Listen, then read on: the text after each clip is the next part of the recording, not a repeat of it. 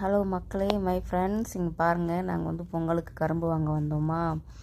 கடையில் வச்சுருந்தது அப்படியே கொஞ்சம் வாங்குறதுக்கு ஐடியா இல்லாத மாதிரியே இருந்துச்சு. அப்புறமா அந்த கடையில் வேலை செய்கிறவங்க கடையில் ஓனர்கிட்டையே பேசி குடவுனில் போய் கரும்பு எடுத்துகிட்டு வந்து அதுலேருந்து செலக்ட் பண்ணோம். இப்போ பாருங்கள், இது எங்கள் குடவுன். அப்புறம் பாருங்கள் ஃப்ரெண்ட்ஸ், குடவுன்லேருந்து கரும்பு எடுத்துகிட்டு வந்து இருந்த கரும்போடு சேர்த்து வச்சுட்டாங்க. நாங்கள் அந்த கரும்புலேருந்து செலக்டிவாக வந்துட்டு எங்களுக்கு பிடிச்ச மாதிரி கரும்பை வந்து எடுத்துக்கிட்டோம்.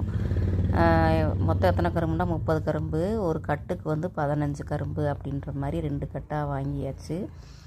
வாங்கிட்டு அப்புறமா நம்ம வீட்டில் மஞ்சள் கொத்து இருந்துச்சு. பட் அது வந்துட்டு இது தாளெல்லாம் வந்துட்டு பழுத்து போயிடுச்சு. நாங்கள் வந்து எப்போயுமே இந்த கடையில் தான் வந்துட்டு ரைஸ்லேருந்து நமக்கு தேவையான சவுத் இண்டியன் ஐட்டம்லாம் இந்த திருப்பதி ஸ்டோருன்ற கடையில் தான் வாங்குவோம், தேங்காய் முதல் கொண்டு. ஓகேங்களா. ஒரு தேங்காய் 50 ரூபாங்க. 5 தேங்காய் வாங்கணும். மஞ்சள் கொத்து 2 கொத்து வாங்கணும். அப்புறம் இப்போ நீங்கள் பார்த்துருப்பீங்க, நம்ம தமிழ்நாட்டிலேருந்து இந்த வருஷம் தான் வந்துட்டு பனங்கிழங்கு கொண்டு வந்து வச்சுருக்குறாங்க. சரி, ஆசையாக இருக்குது, வாங்கிக்கலாம் எவ்வளோன்னு கேட்டு அப்படின்ட்டு போனால் ஒரு பனங்கிழங்கு 12 ரூபாயாங்க. வேண்டாண்டா சாமி, நம்ம பசங்களாம் இன்னுமே அதை சாப்பிட்டதே கிடையாது. நம்ம ஊருக்கு போயிட்டு நம்ம எங்கேயாவது வாங்கி சாப்பிட்டுக்கலாம் அப்படின்ட்டு அப்படியே அதை அவாய்ட் பண்ணியாச்சு. மற்ற பொங்கலுக்கு தேவையான அரிசி, பருப்பு, நெய், மண்டை வெல்லம், பச்சை கற்பூரம், ஒரு சாமி கும்பிட்றதுக்கு எல்லாமே வாங்கியாச்சுங்க.